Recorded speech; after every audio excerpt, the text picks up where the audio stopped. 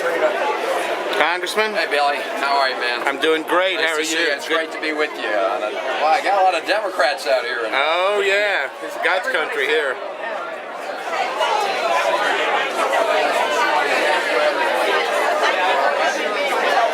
Great to be here.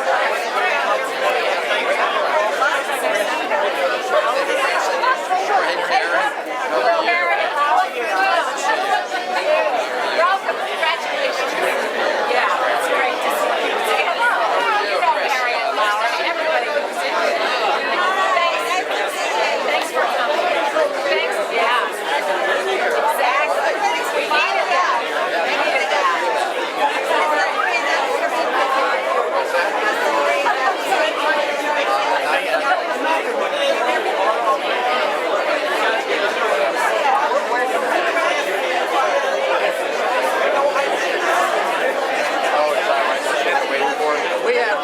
We must have 100 people at one time. Make sure you deliver those Van Houten signs with them. You got plenty of our signs. Is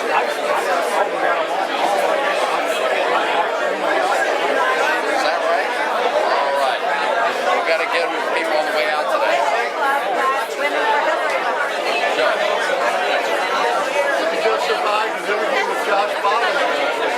I did. Very well.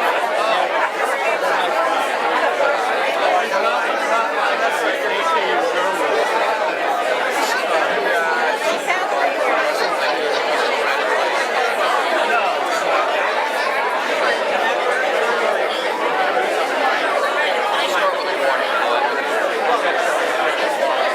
Scott,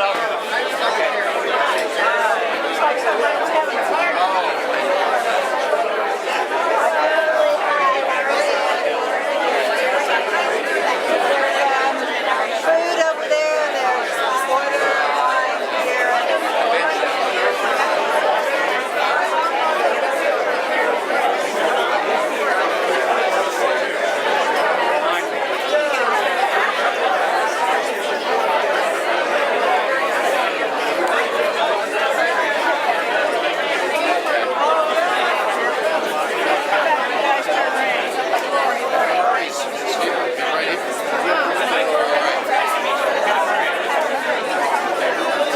It's okay. That's all right. give me a follow-up call next week. Do you have an extra card? Oh, you got it. I got it. Fresh smile. Oh, good.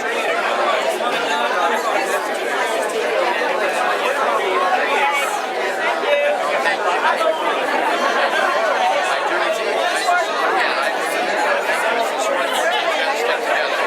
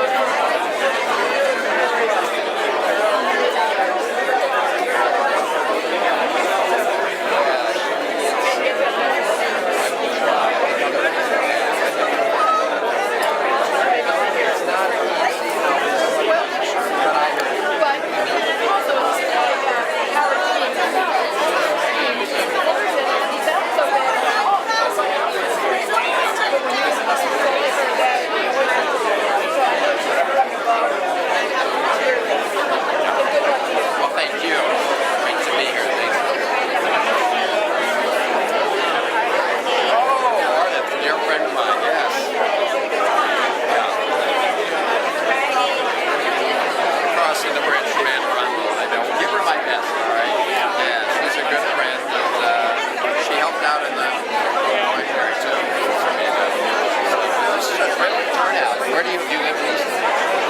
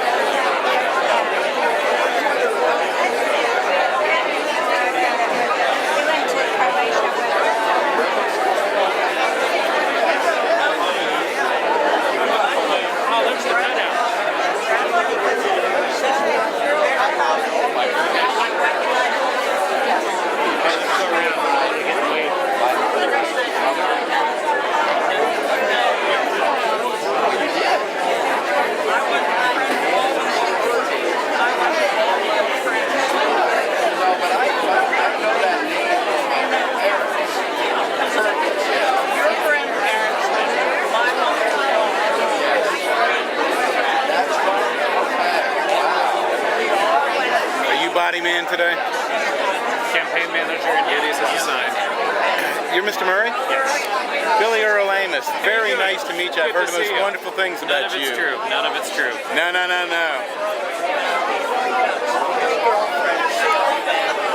Oh my goodness. All right, so you know all the family secrets.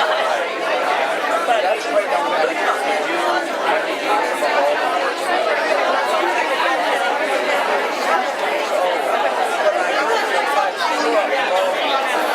Now, although you won't be able to really hear anything that's going on here, I've got a song that I'm in the studio right now mixing down and recording. Carol told me. Yeah.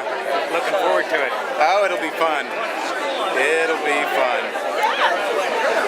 Now, is this just photography or you're recording video and audio? This is video. Okay. This little camera takes really terrific video. It's a Panasonic, and there's a lot of people that would opt for probably another camera just for still, but I use it more for audio than I do for still, and it just does a terrific job. But these little things are just outrageously expensive. But the technology's moving fast. Oh, like lightning. Like lightning. I'm actually waiting for some lenses from Germany that you can actually attach to an iPhone and get as HD an image as you can with almost any camera. Yeah, but it's taken forever for them to get here.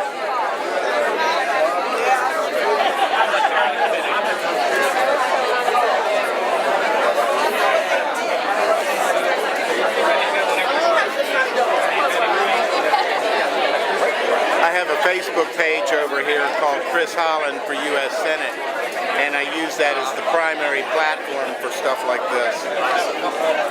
But it's going to take some editing, so I'll just get a lot. Come on through, ladies.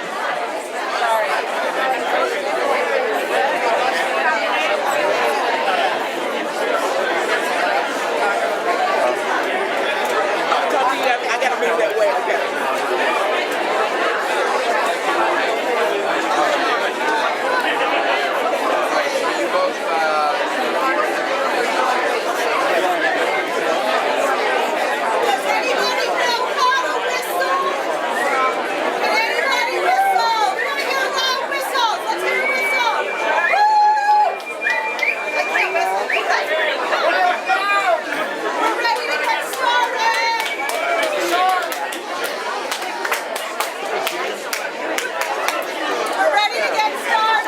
Okay, let's see if this works. Hey, pay attention to Judy!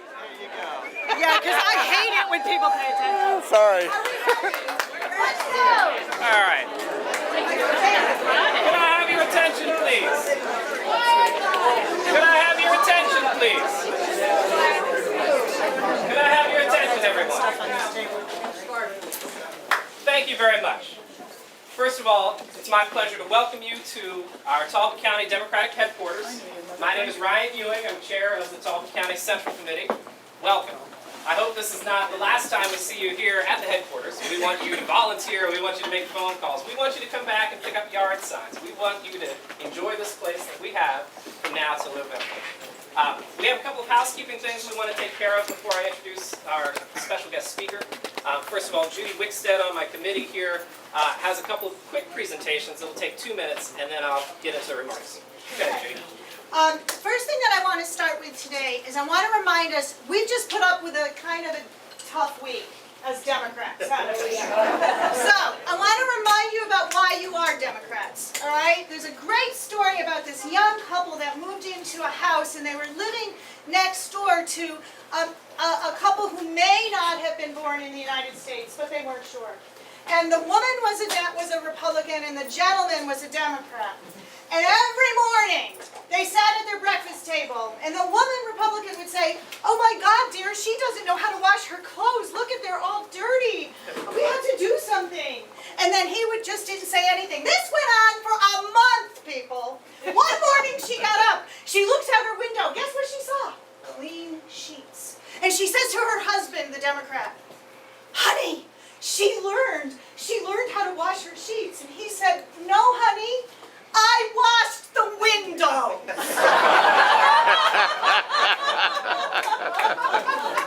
We Democrats know how to look through clear glass to see what's in front of us.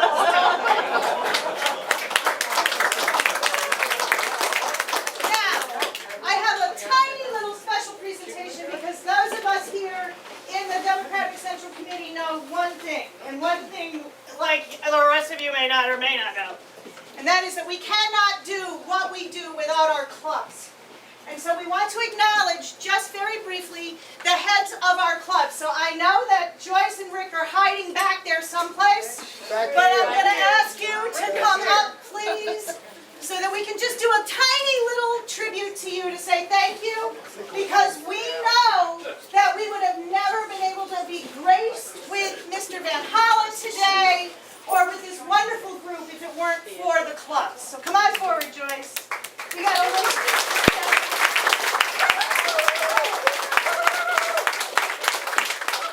And just briefly, Joyce, you define grace, strength of character, and a gentle heart that beats fiercely in the name of democratic values. We on the Central Committee know that we would have never been able to do what we do without you, and we know that. And we you want to see the hard work this woman does, go look at those posters over there, because it's all written out. So what we want to do... It's the whole club that does that. That's not me. It's the Well, whole club. ladies who are members of the club, we thank you all. Thank you, And how do you feel about Joyce? And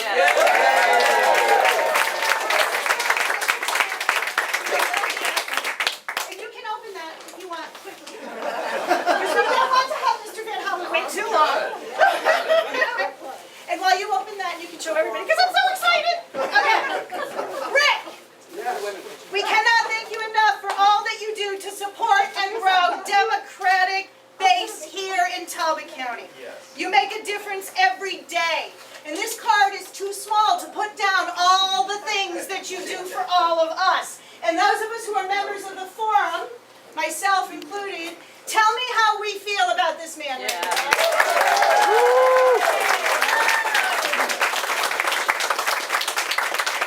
of my favorite things that he did was decorate. Do we love? Yes. I mean, are these amazing? And I did write this. I want to make sure I get this right. These signs remind us that even though the task ahead of us is daunting, and it is, look at how far we have come. And why? Because what we did is never gave up on our democratic ideals or values. Right? Right. Now look at my friend Rick here somehow managed to lose his JFK poster. And so we on the Central Committee went out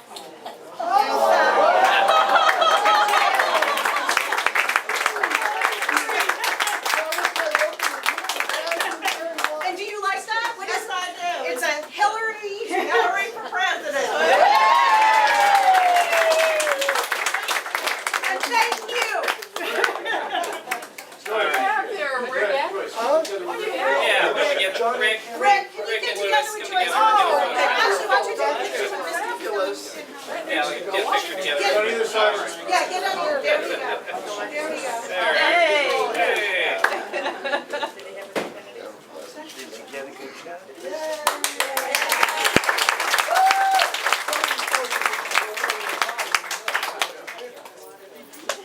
What an incredible turnout. I can't believe, well, we know that there are this many Democrats in Talbot County. It's nice to see you all together. And we like to hold these events, Chris, we like to hold these events on Friday afternoons during beach traffic. Did you enjoy that? We like to do that so that our guests from the Western Shore can feel right at home. I think Chris doesn't mind the traffic here on the way here. I think he's very pleased to be here. He's used to gridlock. Vehicular, political. But I want to say a few remarks about Chris before I introduce him formally to the crowd and you hear his remarks. I had the distinct pleasure of meeting Chris back in 2001, 2002.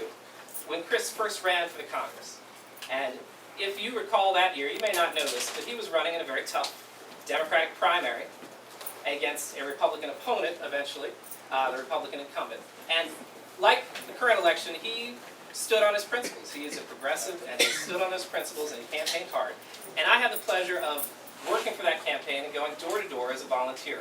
And I spent probably 2 or 3 months knocking on doors in his district. And, you know, I'm from the Eastern Shore. I don't know much about Montgomery County. But what I know is this. When I was living there and going to grad school in D.C. and knocking on doors in the district for Chris, everyone I met, everyone I talked to who had anything to say was saying, "We love Chris." They just loved him. It was, to me, it was where I cut my teeth on the door-to-door canvassing and learning how a campaign is run. And Chris is disciplined. He knows what he's doing. He gets up there every day and he's working hard for the people. And you can tell that by the reactions of the people you saw when you went to visit on his behalf door to door. They were just, "You don't have to tell me anything about Chris. I'm voting for him." All right. It was that reaction, and it was a wonderful experience to be part of that. Chris is a down-to-earth guy, but he comes from a lot of wonderful experiences in his life. I met his father during that campaign. They had a headquarters there in Kensington. His father's a diplomat, and so I think Chris has inherited a natural ability to be diplomatic and to be able to work through the contentious issues we see in the Congress today. And that is the reason why Congressman Van Hollen has risen through the ranks in his, it's not a very lengthy career, he's risen to the top of the leadership in the Congress, and it's because he knows how to compromise, he knows how to be a diplomat, he knows how to work with very contentious forces to bring a deal together that helps our country move forward. And that's what I've known Chris as. I've talked to people after that campaign who have worked with Chris, I think Marcia Verpluden-Lewis, when I was with the League of Conservation Voters, and she had nothing but positive things to say about Chris's leadership in Annapolis when he was there, and he has always been ahead of the curve on the issues. Gun safety and environmental issues.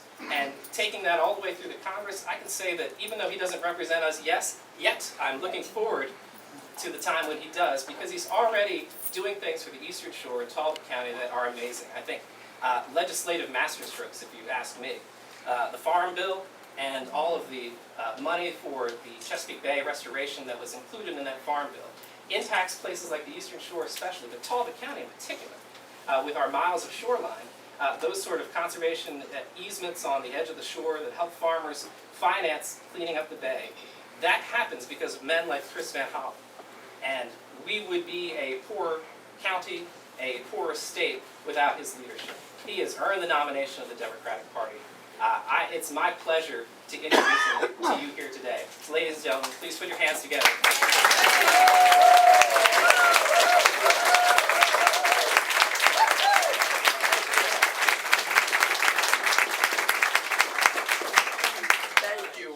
For that very warm introduction. Thank you for knocking on all those doors back in 2001. Thank you for your leadership on environmental issues and so many other issues. And thank all of you, Talbot County Eastern Shore Democrats. Oh my God, this is a packed room on Friday. I can tell you that as I look up the street here, I hadn't realized that the Republicans were here, but I'm sure they're looking out there going, "Oh my God, we had no idea there were so many Democrats in Talbot County Eastern Shore." So it's great to see a big show of force out here today. And I just want to pick up on something Ryan said about grassroots, because I've always believed, since my first runs for the state legislature, that the way you win elections and the way you persuade not just Democratic voters to come out to vote, but independent voters and Republican voters in some cases, is to go out and meet them, knock on their doors, go talk to them. And I'm spending a lot of time on the Eastern Shore. You're going to be so sick of me on the Eastern Shore. We were together, many of us, down at Taw's just the other day for the seafood festival, the crab and clam bake. Just last weekend, I believe it was, my wife and I took a great bike ride from St. Michael's to Oxford, over on the ferry to Easton, and back to St. Michael's. I was shore for a couple days. And we've been spending a lot of time. I didn't have to worry about the traffic tonight. I was out here this morning. We went to the Shore Regional Health Center, the hospital center that takes care now of 5 counties on the Eastern Shore. And I I just met with the Eastern Shore Conservancy, speaking about an organization that helps to preserve this area at the same time that we try to grow areas in our towns so that they're vibrant for the future. And so I'm going to, with your help, I want to get out there and talk to everybody in Talbot County and Eastern Shore, because I really believe when we have these conversations one-on-one, a lot of Republicans find out that they really believe in the values and priorities that we all share. So, for example, protecting the Chesapeake Bay is something that's essential to our entire state economy. It's essential to the watermen. It's essential to tourism. And yet, just in the last week, on the floor of the House of Representatives, you had the Republican majority in the House pass an amendment on a piece of legislation that would harm the Chesapeake Bay. Essentially what it would do is allow Pennsylvania to get off the hook for any pollution that they send down the Susquehanna River into the Chesapeake Bay, because we have a compact, all right? And every state that's part of the watershed and the District of Columbia have responsibilities. We're working hard in Maryland to live up to our responsibilities. What this amendment would have done, and will do if it ever got through, is say we don't have any leverage if Pennsylvania doesn't live up to its obligations, because it took away the ability of the Environmental Protection Agency to use its leverage to get Pennsylvania to live up to its obligations. If that happens, even more pollution down the Susquehanna, more polluted bay, bad for a great natural treasure, bad for our economy. So those are the kind of things happening in Congress every day, and we need the votes in the House and the Senate on those issues, and of course on issues that impact all of us as a country. And I will tell you what, if people were not motivated to get out and vote before the last 4 days,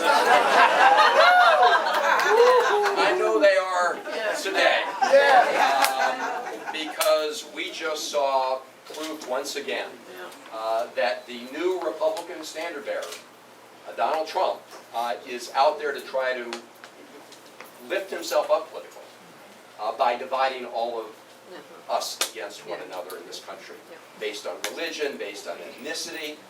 And as I look next door, I see the Trump sign. I also see the sign of my Senate opponent. So I just want you all to know that they are partners in this effort. And we need to work very hard. Now, what is Donald Trump trying to do? And it's a very cynical strategy, and I don't think people are going to buy it, but we're going to have to work really hard. As you can see from the polls in places like Pennsylvania and Ohio, we got to work very hard. His strategy is to try and scare the hell out of you. It's a fear-mongering strategy. If you listen to him, you would just think it's gloom and doom all over the United States. Here's what I know. Here's what I think all of you know. Yes, we have challenges in our country, and we're going to work to meet those challenges. We have challenges when it comes to building an economy that works for all of us, not just folks at the very top. We have challenges with respect to criminal justice reform and ending the scandal of mass incarceration. We all got to work together on these issues. We've got to make sure we modernize our infrastructure. We've got to deal with climate change. But dealing with climate change presents great opportunities, too, in the area of clean energy and energy efficiency. A lot of solar power going up on the Eastern Shore. So, yes, we have challenges, but we have always risen to the occasion when we work together as Americans and build that more perfect union. And to see him trying to spread fear for political purposes is just grossly cynical. And I think Jeb Bush actually said it very well in a Washington Post op-ed piece just the other day, where he said he was, quote, grotesquely manipulating people's anxieties for his own political purposes. That sums it up pretty well. Because he wants everyone to think that, when they walk by Bush, someone, or under the table, there's people, who don't look like them or believe something else are going to jump out and get them. And when it comes to foreign policy, he has been incredibly reckless. My father and mother were very focused on foreign policy and national security issues. My dad's family is originally from Baltimore City. Where's Aunt Kirby? I just met She's over here. Okay. We were just talking, Ann just coincidentally knew my mother and father, and her parents knew my grandmother and grandfather. My family is a Quaker family, a Quaker family from Baltimore. And my dad then went into the Navy, and then he went into the Foreign Service. My mom was the daughter of an English teacher who was really good at languages. She learned Russian, lots of languages. Anyway, they teamed up and went into the Foreign Service. So, you know, many of my early years have lived overseas part-time and back to this area. So I have focused a lot over the years on national security and foreign policy issues before I decided to run myself. And I can tell you one thing, and I know you know it, that the Donald Trump rhetoric, he may be beating his chest, but what he's doing is beating the recruitment drums for groups like ISIS and ISIL, because they want two things to happen. One is they want us to be scared because they want to disrupt our way of life. They want us to be hiding rather than exercising our freedoms. And secondly, they want Muslims here and around the world to think that there's no place for them other than in the twisted extremist ideology of groups like ISIL that try to hijack Islam. And so he has become a recruitment tool for ISIL. So he can stand here in the United States, but he is simply falling into their hands. So we're not going down that path. We have a terrific candidate in Hillary Clinton, who's going to be the next president in the United States.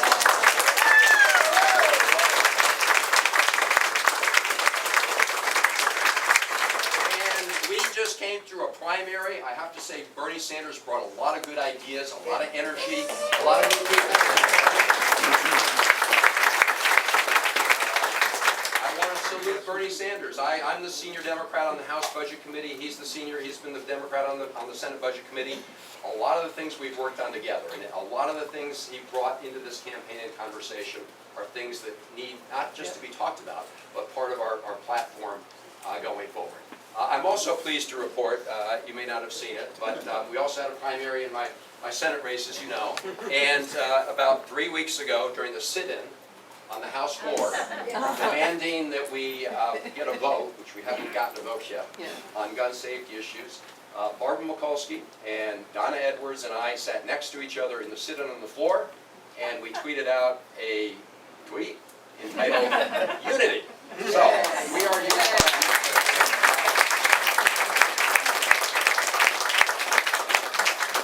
And so Hillary Clinton is going to need a Democratic majority in the United States Senate to get things done.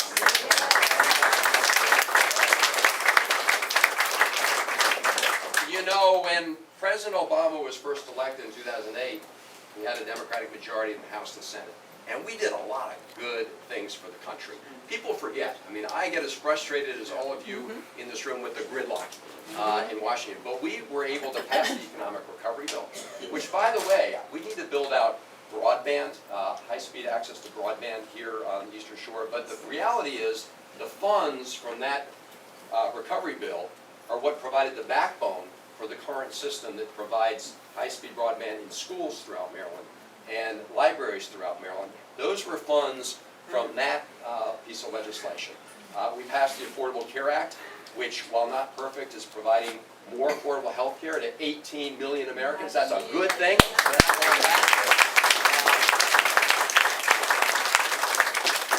So my point is, majorities are obviously important. I don't know if you've seen the recent film All the Way, the LBJ. It was a play, and now it's a film. Boy, if that doesn't tell you that if you want to get stuff done, and then there was the Voting Rights Act and the previous Civil Rights Act, every single vote counts, and you need to jawbone every single vote. And so it could come down. I mean, the Senate, control of the Senate could come down to one vote very easily. So we need to win the White House, and then we need to pick up 4 seats in the United States Senate. And Maryland has got to make sure that we keep the Maryland seat.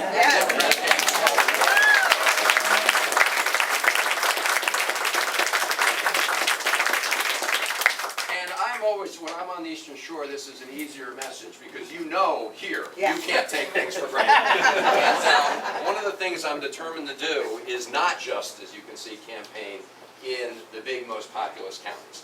Because I think it's a mistake for Democrats to sometimes only go where there are a majority of Democrats, because we'll never expand our Democratic numbers in places like Talbot and the Eastern Shore if we don't show up.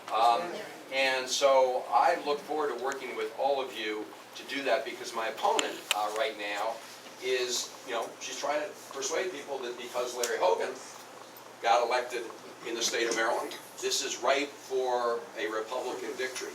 And you know that group, Citizens United? I'm sure you do. The one that brought us unlimited secret money and money in politics. Well, the head of Citizens, you may not have known this, maybe you do. So the head of Citizens United is actually a Marylander. And he actually, in the primary, did an independent expenditure to elect my current opponent. And is now working hard. In fact, it was reported in the Baltimore Sun that he's working very hard to get Newt Gingrich and Donald Trump and national Republicans to put money in the Maryland for my opponent. So my message here is, we got to knock on those doors. We got to put together, the resource. Having your own office, this is terrific. We got to get every county in the state to do this, but we really need to push really hard, and I know that you're doing that as I look out in this great room. So thank you very much for what you're doing. We got to win the White House, as I said. We got to get a majority in the Senate. We can't take anything for granted. And at the end of the day, we all know that you have to do the politics right to get the policy right and to really move our country and state in the right direction. And the last thing we need is to turn back, not just to the 20th century, like the 19th or 18th century. You read the Republican platform, I mean, you're talking prehistoric times. And so we've come a long way under President Obama. He's actually done a really good job, not just when he had a majority, but doing everything he could under his existing authority as president. But, and in fact, I mean, this has got to get the Republicans where, I mean, President Obama's approval ratings are like 53%.